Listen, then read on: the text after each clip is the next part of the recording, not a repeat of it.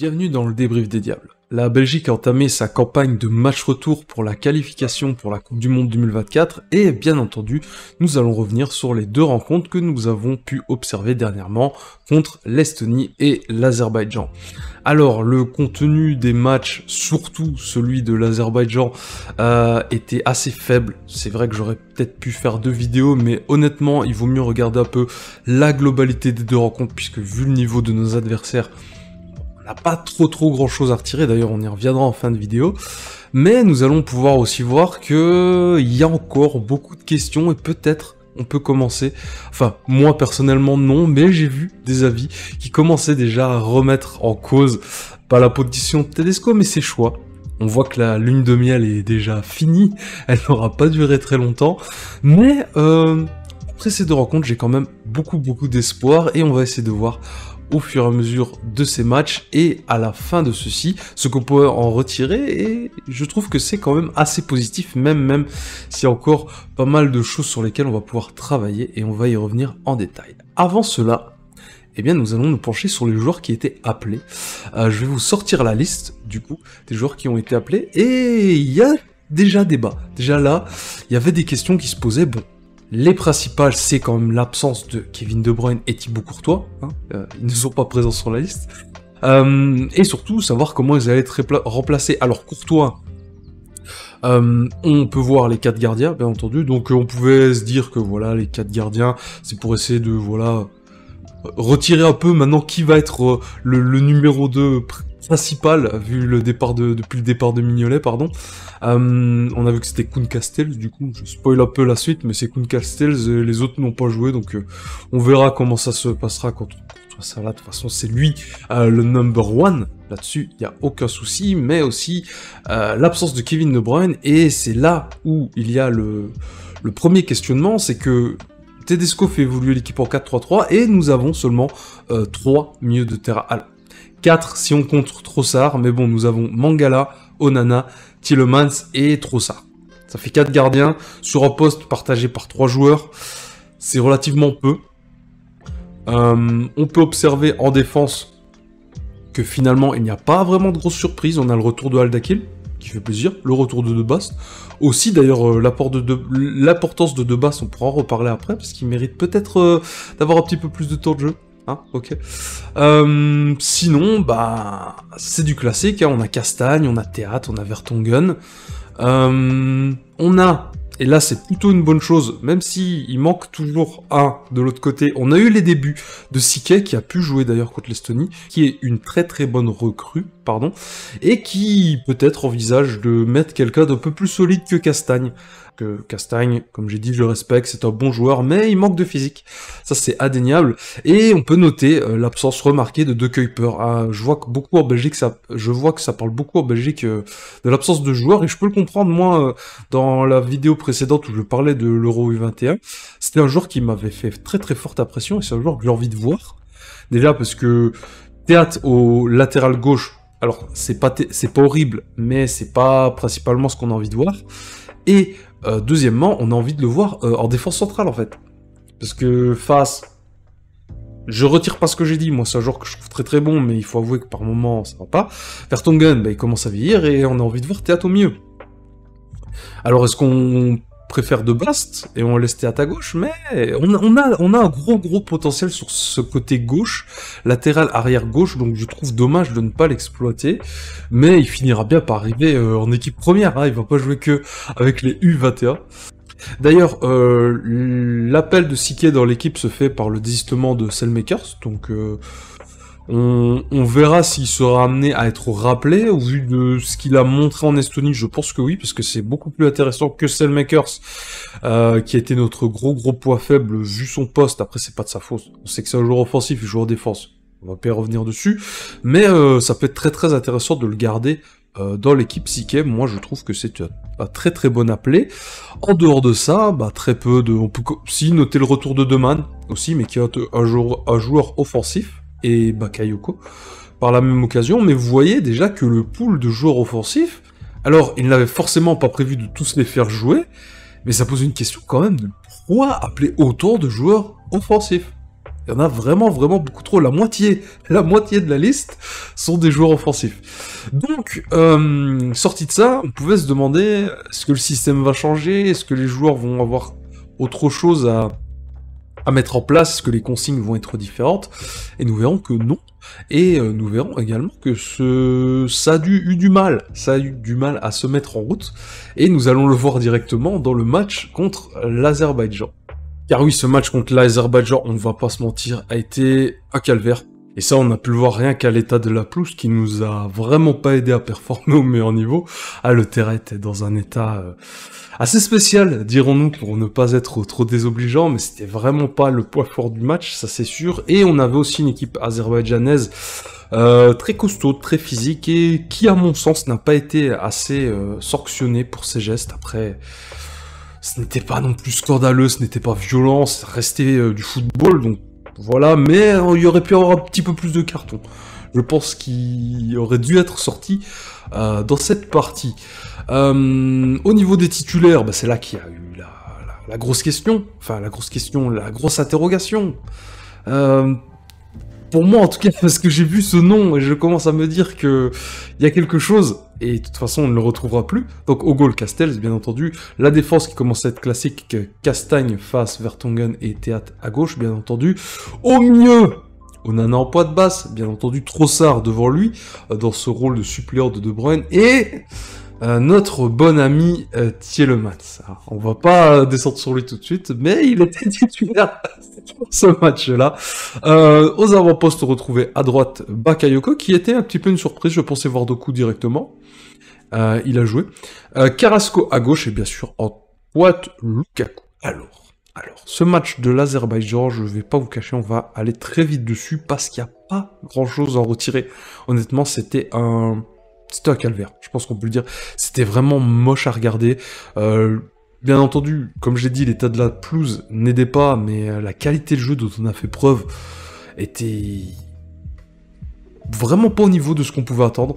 On a eu énormément de mal à faire bouger le bloc azerbaïdjanais, qui eux ont fait ce qu'ils avaient à faire. Alors ils ont très peu d'offensives, ils ont eu des offensives qui n'ont pas réussi à conclure, notamment parce que Castells a fait un match plutôt bon sur celui-là.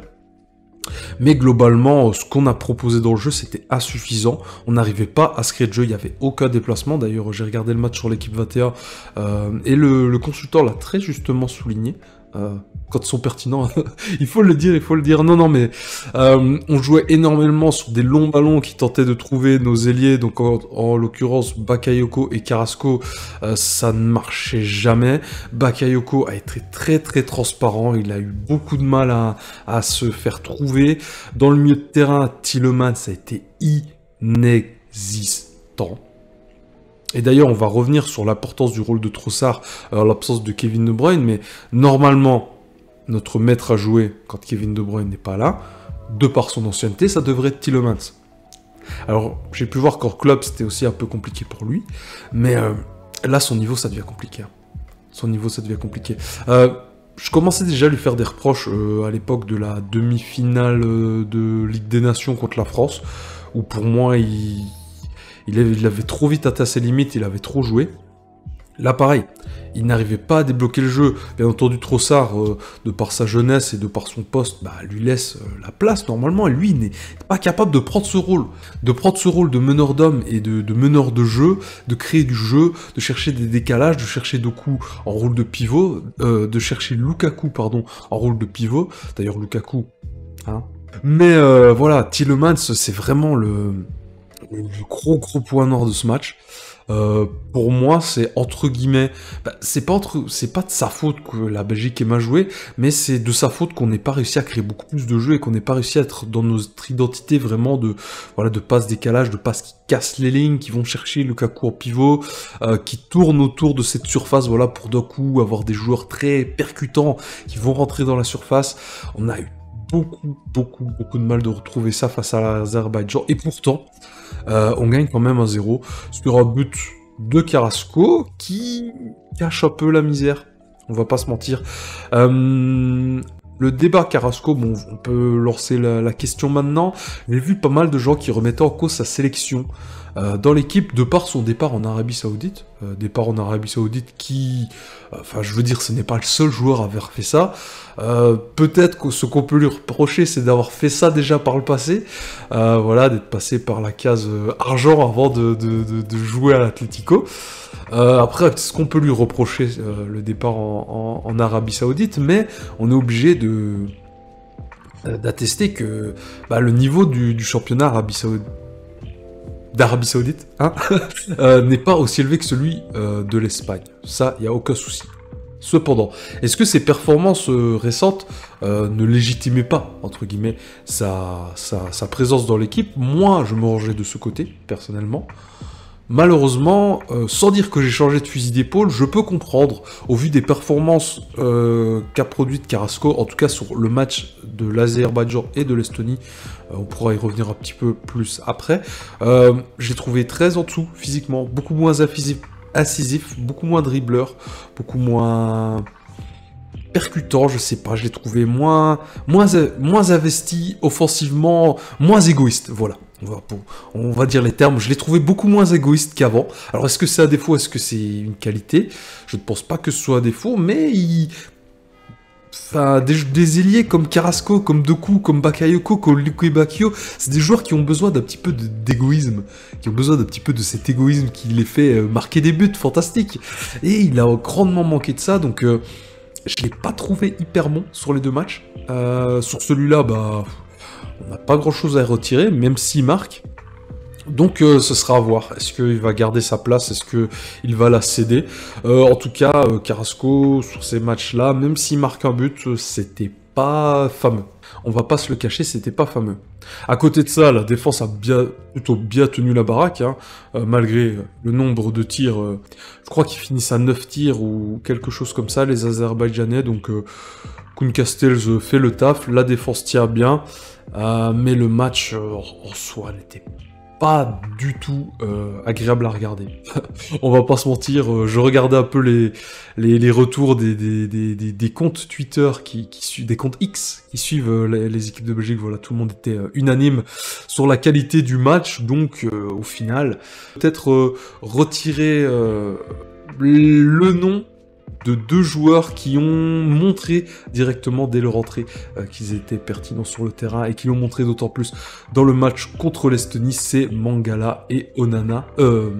Mangala et Doku, pardon, puisqu'Onana est déjà sur le terrain. Mangala, le milieu Onana Mangala, j'en parlais déjà précédemment et on va en reparler dans le match contre l'Estonie, mais ça porte ses fruits et Doku. Je pense que il faut se calmer, il faut se calmer, parce qu'au bout d'un moment, on n'a plus les mots, quoi. On n'a plus les mots. Donc c'était très très décevant. Alors, comme j'ai dit, il y a eu plutôt du négatif avec Tielemans, la question sur Carrasco, et en dehors des deux bonnes entrées, et surtout de la victoire, puisqu'on obtient quand même la victoire, parce que c'est vrai que je brasse beaucoup de négatifs, on a quand même la victoire au final. Donc 3 points quasiment obligatoires à gagner hein, contre l'Azerbaïdjan, mais difficilement obtenus. On va pas se le cacher. Et on arrivait du coup dans ce match contre l'Estonie qui posait des questions au début, mais on va pouvoir voir que dans la réalisation, c'était beaucoup plus accompli et on a eu le résultat que l'on attend d'un match Belgique-Estonie du 5e du classement de l'UEFA contre le 126e, je crois, si je ne dis pas de bêtises, un truc dans le genre, 126e, 128e, truc comme ça, enfin c'est pas important, mais bref c'était ce résultat là qu'on attendait, une victoire retentissante 5-0 qui a vu d'ailleurs un banger absolu en 5e but, mais on y reviendra un peu plus tard. Donc déjà au niveau des titulaires, on était à peu près sur la même chose que contre l'Azerbaïdjan. On peut noter 2 changements principaux. La titularisation de Mangala en lieu et place de Tielemans. Donc on se retrouvait avec Onana en poids de basse, Mangala et Trossard. Moi je vois ça, je suis joie, bien entendu. Et Doku, titulaire à la place de Bakayoko. On va se calmer, on va pas y aller tout de suite, Déjà, ce match était à domicile, donc au Stade Roi-Baudouin, parce que le match contre l'Azerbaïdjan s'est joué à l'Azerbaïdjan. Il était d'ailleurs marqué par plusieurs petits faits notables. Déjà la 150e cap, donc 150e sélection de Vertonghen, qui l'a ponctué par un but, ce qui est plutôt cool, plutôt appréciable. On a vu que tout le monde était vraiment heureux pour lui, et c'est plutôt agréable. Pareil, je le sens beaucoup moins vénère, Vertonghen. On pouvait repenser il y a quelques temps, avec Eden Hazard, ça allait pas trop là, il est apaisé au même titre que les autres, donc ça fait plaisir. Mais aussi, c'était l'anniversaire de notre sélectionneur. Tedesco fêtait ses 38 ans, et je pense que les joueurs lui ont offert un plutôt beau cadeau, puisqu'on a vu une très très grosse domination à la possession de balle. On est belge, on connaît, voilà, 75%. Voilà, les débats sont posés, non, mais c'est pour la petite blague, mais vraiment une maîtrise collective et individuelle, vraiment à tous les postes. On va pouvoir revenir un petit peu sur la défense, qui pose encore question, là-dessus, ça sera notre éternel problème, j'ai l'impression, mais en attendant, sur les avant-postes, au milieu et devant, il n'y a que de la régalade, un pressing haut d'ailleurs, produit par ces joueurs qui fait très plaisir, qu'on n'avait pas vu depuis très longtemps, hein.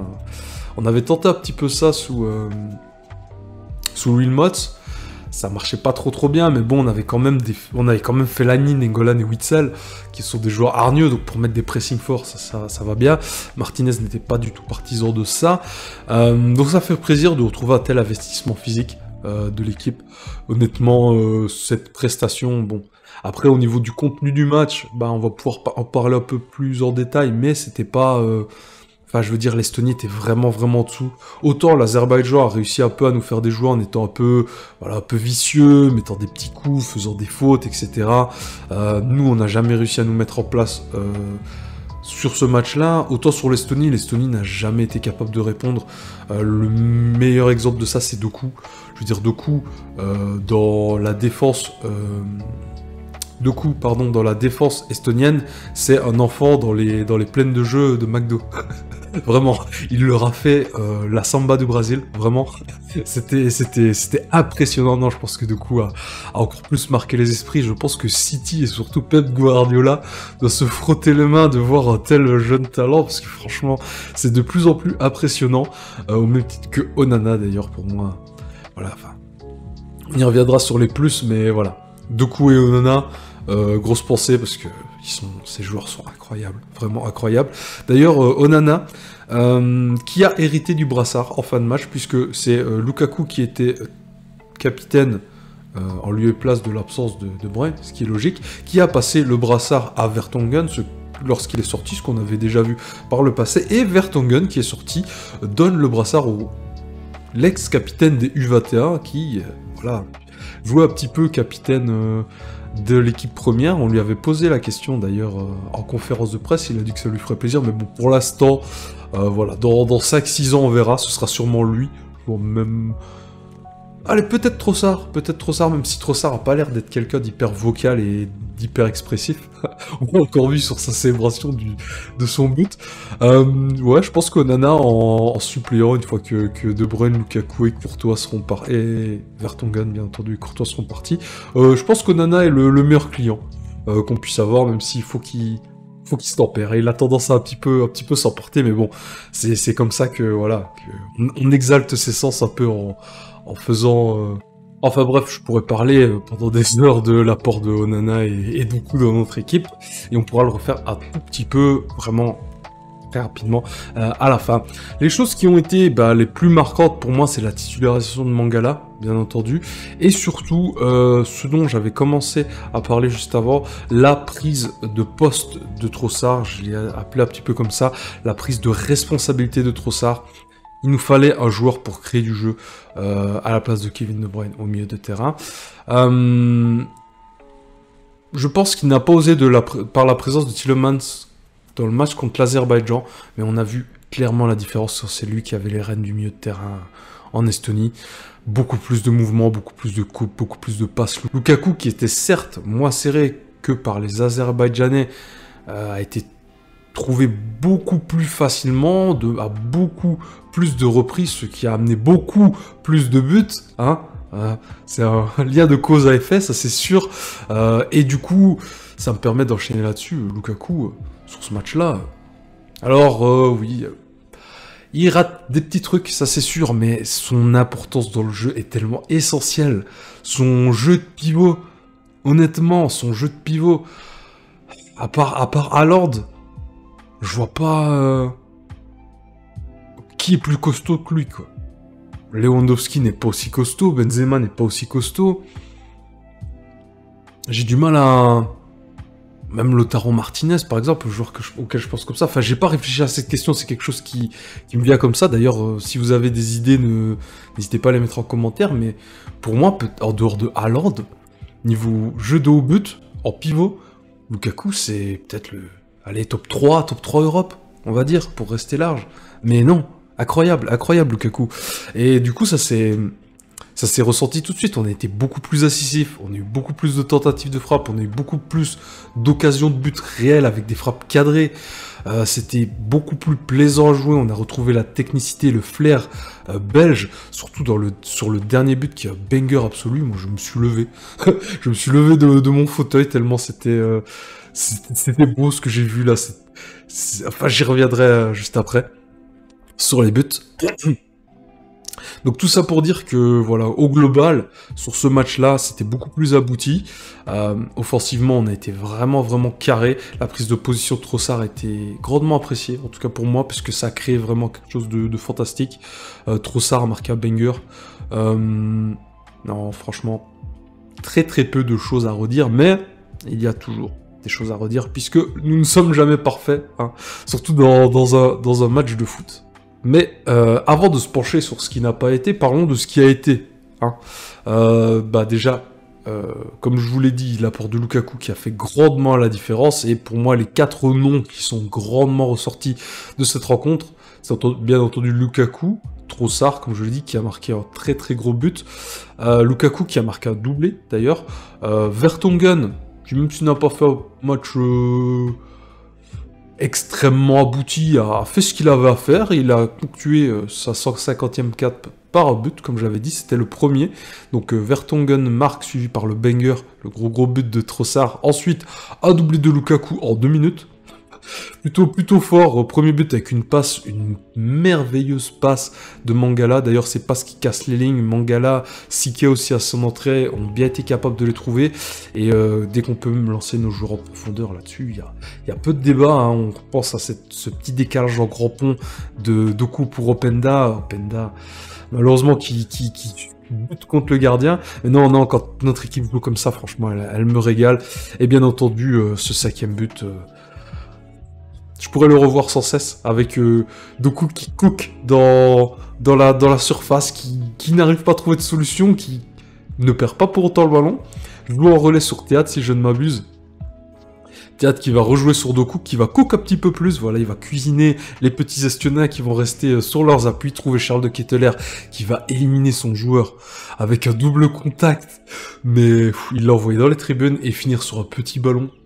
Une merveille. Non, franchement, ce but, j'ai l'impression de voir le Brésil. Non, j'abuse un peu, mais ce but est vraiment magnifique.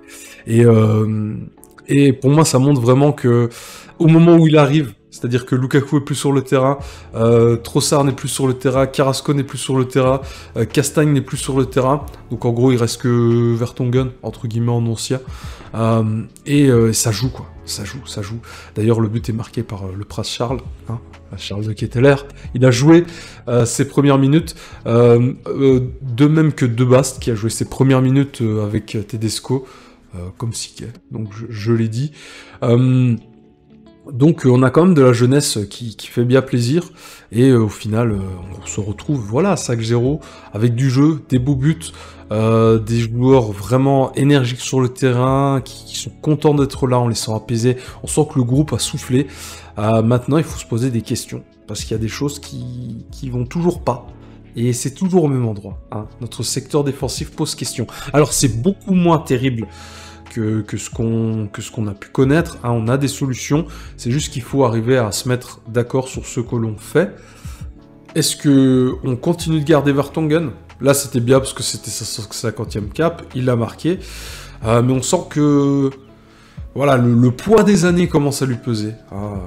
Comme on a dit de Alderweireld, après je pense quand même qu'il a quand même encore assez bien le niveau, mais voilà, que faire? Face. Alors j'ai vu beaucoup de gens critiquer Face, moi je ne retire pas. Pour moi c'est un très très fort défenseur, mais je reconnais qu'il y a des moments où il a des absences, où il est très soft, il laisse les attaquants lui rentrer dedans et il répond pas trop. Je sais pas pourquoi, je ne me l'explique pas, mais en attendant, je peux comprendre que du coup ça pose question, et il en va de même pour Castagne, où Castagne, un match, il est très très bon, et le match suivant, en fonction de l'opposition, il se fait assez bien bouffer. Donc, on sait que à droite, il y a Siquet qui émerge, et il y en a d'autres aussi, en U21, j'ai plus les noms, je suis désolé. Mais surtout, à gauche, est-ce qu'on peut pas prendre un jeune pour replacer Théâtre au mieux et faire mieux, je sais pas moi, une défense centrale, Théâtre de Bast, Théâtre Faes, Théâtre Vertonghen, même s'il faut, puisque Théâtre, pour moi, à mon sens, c'est le meilleur central qu'on ait pour l'instant. Malheureusement, il joue sur un côté. Et sur un côté, on a un jeune très très prometteur à la présence de De Kuyper, mais c'est pas le seul. Hein. Ça, c'est les grosses questions. La défense reste une grosse interrogation. J'ai hâte de voir ce qui va être mis en place par la suite, et j'ai surtout hâte de voir quels jeunes vont pouvoir être amenés à jouer. On voit que Al-Dakhil continue à performer en club, en tout cas être titularisé en club, et malheureusement il joue pas avec l'équipe première, mais ça ne saurait trop tarder, il a déjà eu des temps de jeu. On verra sur les matchs suivants. Et puis voilà, donc la défense à mettre en place, à consolider, à vraiment travailler, puisque je pense que sur les avant-postes, je n'ose imaginer ce que le retour de Kevin De Bruyne va pouvoir apporter. Et surtout, pour moi, la plus grosse question que l'on peut se poser à la fin de ces deux matchs, c'est la place de Carrasco. Doit-il rester titulaire? Au vu des deux matchs, au vu des adversaires que l'on a affrontés, au vu de la prestation qu'il a proposée sur les deux matchs, je me pose très honnêtement la question. Pour moi, c'était un match où il devait les prendre à son compte, vraiment, à la manière de Doku. Je veux dire, Doku, jambe de feu, il les a fait tourner en bourrique tout le long du match, les Estoniens. Carrasco, on peut dire, oui, le match de l'Azerbaïdjan, l'impact physique qu'il mettait, ok, j'accepte. L'Estonie, son excuse, c'est quoi? Il a mis très très peu de vitesse. Il y a des moments où il pouvait partir en contre-attaque, où il mettait pas d'accélération, et il passait en retrait. Enfin, je trouvais ces matchs vraiment étranges. J'ai pas reconnu Carrasco vraiment comme on l'a connu avant, très très incisif, très très dribbleur, très très égoïste, entre guillemets. Je retrouve plus ça dans Luque Bacchio. C'est plus Luque Bacchio qui a ce poste-là maintenant. Et c'est un peu dommage. Donc Carrasco, sa place en équipe de Belgique, pour moi, elle est indéniable. En tout cas pour jusqu'à la Coupe d'Europe qui se profile là, en 2024. On verra par la suite. Mais est-ce que son poste de titulaire est encore très pertinent et autant indiscutable qu'on aurait pu le penser à l'arrivée de Tedesco? La question se pose. Et je n'ai pas la réponse pour l'instant. Je pense qu'il faut encore lui donner du temps. Peut-être il faut que son organisme s'habitue à l'Arabie Saoudite, qu'il rejoue un peu, qu'il reprenne un petit peu du poil de la bête, dirons-nous, après tout cet épisode de transfert, et qu'il nous montre qu'il a encore, que sa place qu'il n'y a aucun débat sur la place qu'il occupe au sein de cette équipe, et que sa titularisation est indiscutable, comme elle devrait l'être, selon moi, encore au moins jusqu'à la prochaine Coupe du Monde. Enfin, j'ose imaginer. On ne sait pas de quoi l'avenir est fait, mais j'ose imaginer que Carrasco restera avec nous, au moins jusque-là, puisque bon... Les Hazard n'ont pas eu de trophée, moi Carrasco, Witsel n'a pas eu de trophée, Fellaini n'a pas eu de trophée, au moins Carrasco, quoi, s'il vous plaît. Voilà. Et sinon, pour finir très rapidement, revenir sur les joueurs qui sont rentrés. Donc Siquet, j'ai dit, il n'a pas eu énormément de temps de jeu, mais sur le peu de temps de jeu qu'il a eu, on a vu qu'au niveau de son placement défensif, il était plutôt bon, il participait aux tâches offensives, que des fois il était un peu en retard sur ses courses, mais il arrivait toujours à revenir, et surtout qu'il avait cette capacité de passe transversale qui casse les lignes, qui vont chercher les joueurs plus offensifs, vraiment vraiment intéressante, à la manière un peu de Mangala, comme Mangala l'a fait, et d'avoir des joueurs capables de faire des passes comme ça, qui osent aller chercher des passes qui cassent les lignes, qui passent entre les joueurs. Je pense qu'on a vraiment besoin de ça, en plus de l'apport que peut avoir un De Bruyne ou un Trossard là sur ces matchs-là. C'est très très intéressant. Openda, je me pose des questions. Hein. serait-il maudit? Parce que chaque fois qu'il rentre, le mec, il joue très peu. Il a toujours au moins 2 actions franches de but sur chaque match. Le problème, c'est que depuis le match contre la Pologne et la victoire 6-1 de la Belgique, donc qui était en juin 2022, donc ça fait plus d'1 an, il n'a pas remarqué, alors qu'il a joué et qu'il a eu des opportunités de but, donc est-ce qu'il est pas maudit? Non, non, c'est pas possible. C'est pas possible. Openda, je suis sûr qu'il marquera sa qualité de jeu. Il faut juste qu'il arrive, voilà, à débloquer son compteur, et je pense qu'après ça, bah, de toute façon, le successeur de Lukaku, même si les profils sont totalement opposés, je pense que ce sera lui qui est destiné à être titulaire. Je pense même qu'il sera destiné à être numéro 2. En tout cas, moi, c'est ce que j'aimerais. Respect énorme à Batshuayi pour tout ce qu'il a fait, mais Openda, c'est beaucoup plus pertinent à l'heure actuelle que lui. Tout du moins, je crois. En tout cas, sur les avant-postes. Puis, on retrouve une beaucoup plus grosse complicité entre Doku, Luki Bakio, Onana et Openda que les mêmes joueurs avec Batshuayi en lui passe d'Openda. Donc, c'est plus ce que j'ai envie de voir. On va dire ça comme ça, mais je pense aussi que c'est ce qui est le plus performant. Hein, on a pu le voir d'ailleurs en fin de match contre l'Estonie. Luki Bakio, Doku, Openda, Onana, Mangala, Charles de Ketteler. Moi, je suis conquis. Après, c'est jeune, il va falloir mettre du temps, mais c'est jeune, moi je suis conquis. J'aime beaucoup. On finit le match avec une équipe comme telle, et ça fait plaisir, surtout que c'est eux qui marquent ce banger de 5e but. Donc on a du talent, on a tout ce qu'il faut. On est loin d'être prêt. Non, faut dire les choses, on est loin d'être prêt, mais on a tout ce qu'il faut. De toute façon, Domenico Tedesco l'a très justement dit en conférence d'après-match, je crois que c'était après le match contre l'Azerbaïdjan.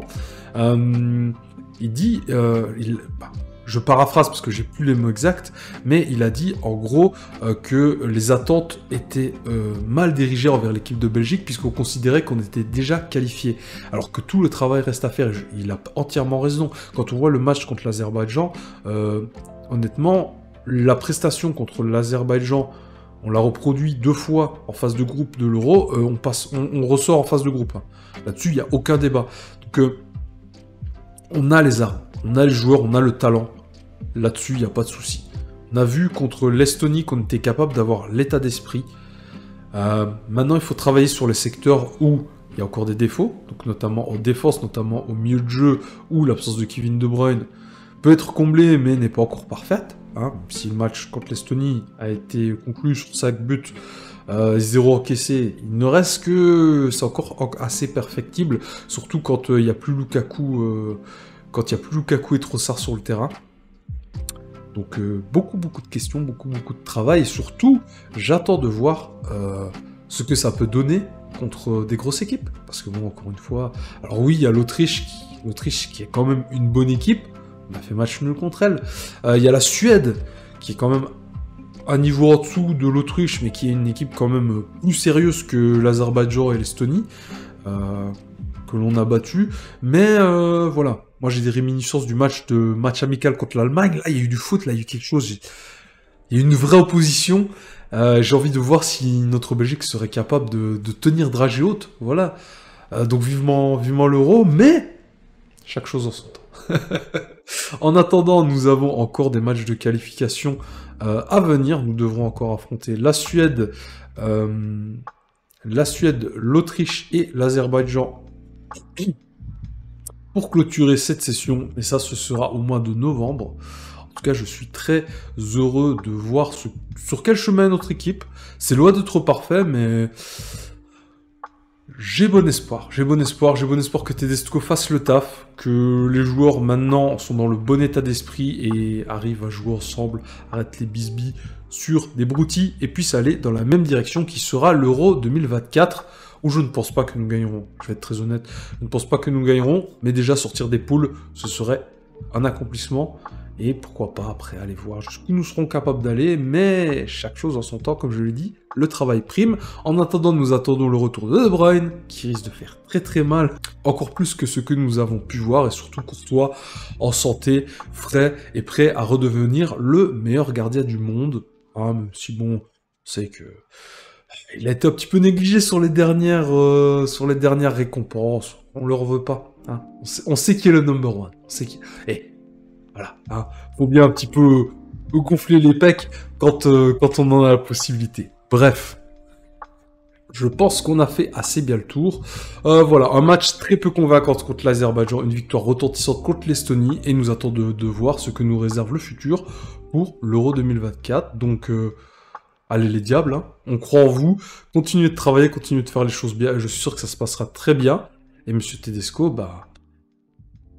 let's go back to work, hein. J'ai que ça à dire. En tout cas, nous on se donne rendez-vous très très bientôt pour les prochains matchs de l'équipe de Belgique. Je vous souhaite tout ce qu'il y a de meilleur et on se dit à plus tard. Allez, salut.